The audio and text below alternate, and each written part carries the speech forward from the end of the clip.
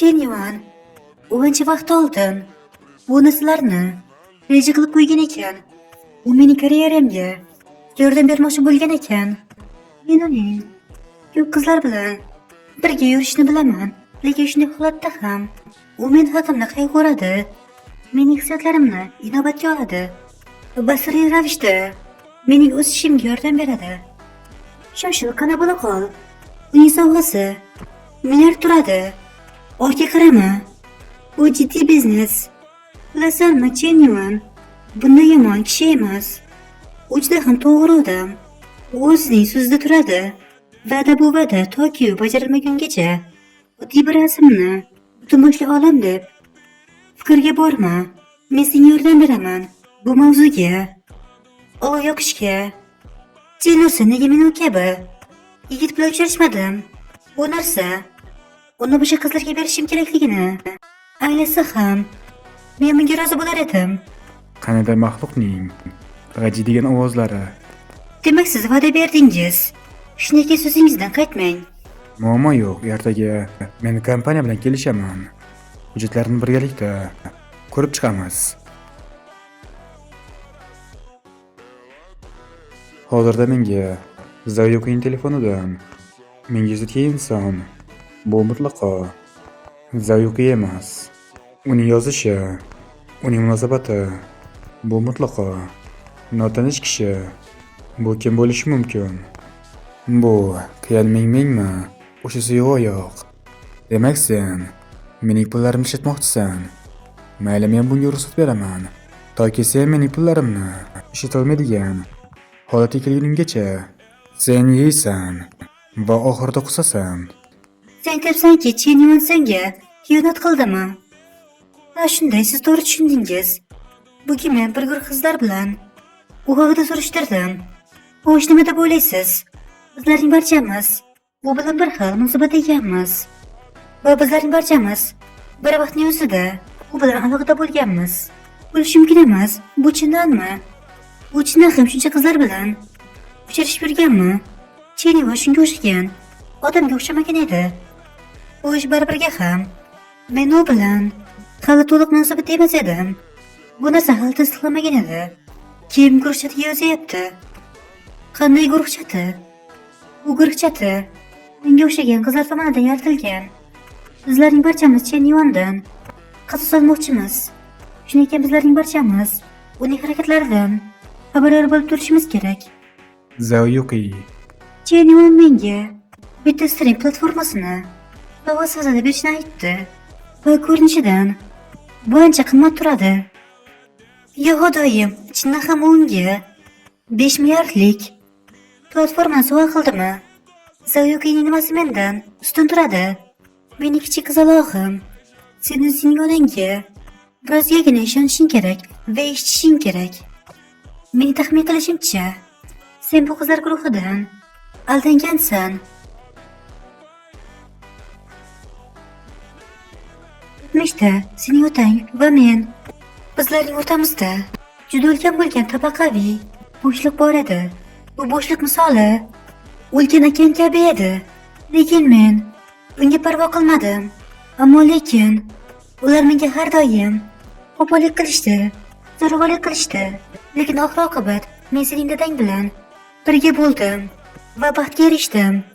Men aytmoqchimanki, bizning oilamiz bu shaharda juda yaxshi o'ringa ega, lekin Genuinening oilasi u bizdan ham baland turadi. Va sen shu holatda unga qarshi ish qilmoqchimisan? U yigit chindan ham juda ham ajoyibdir. Va sen o'zingning hissiyotlaringga va qalbingga ishonishing kerak. Sening atrofingdagi u qizlarga emas. Lekin oyi, here you. Sen aytyapsanki, u qizlarning barchasi u yigitni qizlarga sevgi yo'q deyishgan. Ammo lekin ularning barchasi nega haligacha Genuine'ni tashlab ketmagan? Uning shunday ekanligini bilsa ham. Chunki ularning barchasi qolganlari chiqib ketishni xohlashadi. Shunday qilib bular Genuine'ni o'zlari o'zlashtirishlari mumkin bo'ladi. Demak, barchasi shunday ekan. Va bu yerda eng muhim narsa bu vaqtdir. Biz bu vaqt ichida Unga iloji boricha yaqinlashishimiz kerak. Va oxirida esa biz Jennifer bilan qolamiz. Va g'alabani nishonlaymiz. Mening qizalog'im. Bu g'alaba sen uchun umringning oxirigacha baxt bo'lib qoladi. Siz mutlaqo to'g'risiz. Bularning barchasi shunday. Men so'nggi kunlarda Jenniferga so'z munosabatda edim. Bu to'g'ri emas. Shunday ekan men boshqa ayollarga hech qanday imkon bermayman. Uni egallashlari uchun.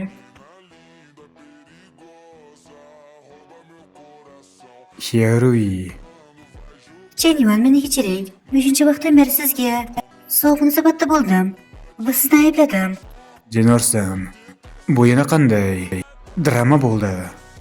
Bugun Zaoyuki va Hiyarui ularning ikkisi ham menga o'zgacha munosabatda bo'ldi. Nima ularning ikkisi ham bir-birlarini topib olishdimi? Agar chindan ham shunday bo'lsa, men tashabbus bilan harakat qilishim kerak. Haligi u qo'ng'iroq qilyapti. Endi nima qilamiz? Unga uyilgan holatda javob ber. U mutlaqo sening signalingga tushunadi. Salom, Jennifer. Rio, men senga aytishim kerak bo'lgan bir gap bor. Xo'sh, bu nima ekan? Men hozirda investitsiya kiritdim streamerlik platformasi uchun va bunga sherik sifatida yuqori maktabdagi sinfdoshim bo'lgan Zaoyukini tanlab oldim. Bu ko'rinishidan unchalik ham ma'noga ega bo'lmasa ham men senga bu haqida aytmoqchi edim. Yaxshi, tushundim. Muammo yo'q. Jennifer senga nima haqida gapirdi? Jennifer menga uning joylashtiring platformasiga bo'lgan investitsiyasi haqida menga gapirdi. Va bu narsa Zaoyuki uchun. Men senga aytadigan bo'lsam, Jennifer hozir senga ishonch bildirdi. Demak, bu degani sen Jenniferning yuragida o'zgacha o'ringa egasan. Demak, bu shunday ekan. Jennifer unchalik ham yomon emas ekan. U chindan ham meni yoqtirar ekan. U menga nisbatan butunlay himoyasizdir. Va mening boshqa ayollarga qo'shilishim unga nisbatan juda ham noto'g'ri qaror bo'ldi. Va uning pullarini yo'q qilishga olib keldi. Men juda ham yomon ayolman. Yo xudoyim, mening go'zal qizim, nima sababdan sen birdaniga yig'lashga qaror qilding? Nimadir bo'ldimi?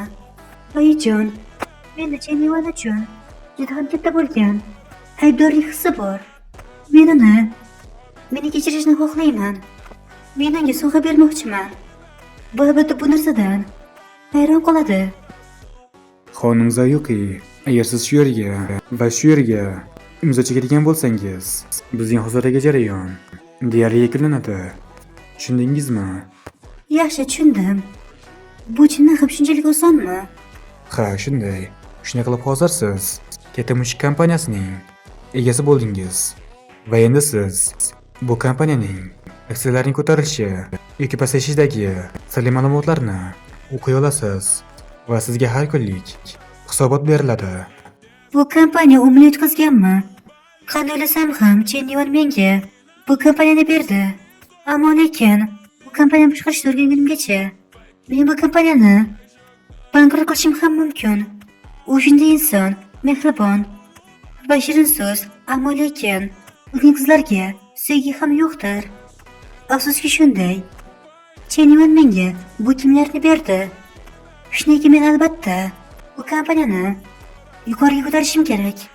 Va Jennifer kabi qo'yni terisini kiygan yigitga ishonmasligim kerak.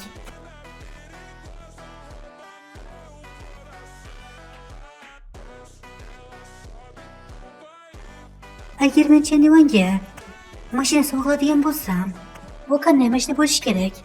O'zi u qanday mashinani yoqtiradi? Men eslayman. Uning Ferrarisi bor edi. Qo'shimga men boshqa Ferrarini bersam, bu to'g'ri kelarmikan? Shoshma, nega u ham bu yerda?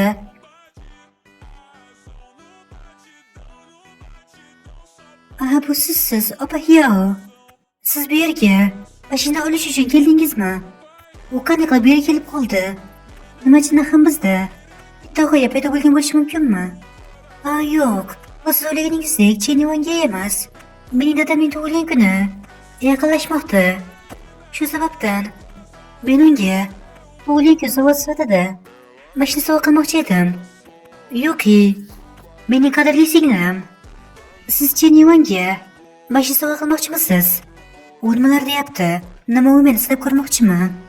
Nima chindan u ham Chenyuanga mashina sovg'a qilmoqchimi? Yo'q, bo'lishi mumkin emas. Qanday qilib men kabi yigitga sovg'a berishim mumkin?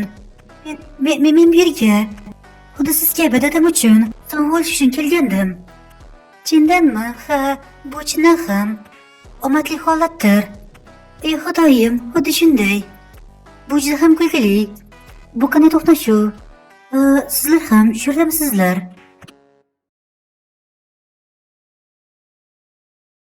Nega siz ham shu yerdasiz? Aytadigan bo'lsam, men bu yerga o'zimning dadam uchun sovg'a olishga kelgan edim. Xuddi shunday. Qanday to'qnashuv? Bizning dadalarimiz shu yaqin kunlarda tug'ilishgan ekan. Ha, xuddi shunday, bu to'g'ri. Kim bilsin, balki bizning dadamiz bir kishi bo'lishi mumkin. Dadasi uchun sovg'a sotib olishmi? Ha, to'g'ri. Bularning barchasi Chenyuanga ishni sovg'a qilish uchun aytilgan yolg'ondir. Mening yonimda mutlaqo to'g'ri edi. Ularning barchasi bir-birlarini chiqarib yubormoqchi. Chenyuanga kelib qilish uchun. Bu qiz Zhao Yuqi Chenyuandan kimlar mablag' olgan edi va shunday qilib birdaniga u bu yerga kelib qoldi.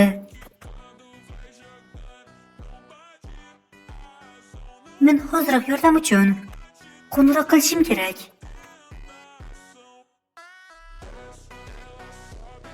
Nimadir bo'ldimi, Ryu? Nega birdaniga qo'ng'iroq qilding? Sen Chenyuanga mashina sovg'a qilmoqchimisan? Puling yetarli emasmi? Xavotir olma. Onang senga yordam beradi.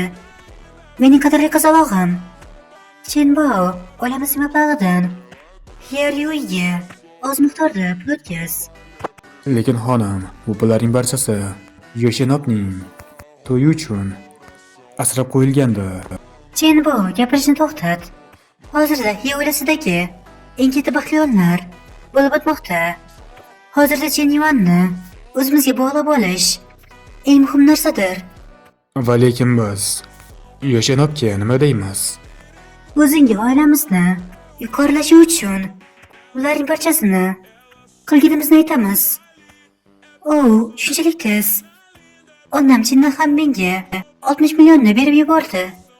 Men har doim mening oyim va dadam mening kichik ukamni mendan ko'ra yaxshi ko'rishadi deb o'ylar edim. Lekin men kutmagandim. Bu fikrlarimning barchasi tushunmovchilik bo'ladi deb. Xavotir olmang oyijon, men mutlaqo Zhao Yuqiga yutqazmayman.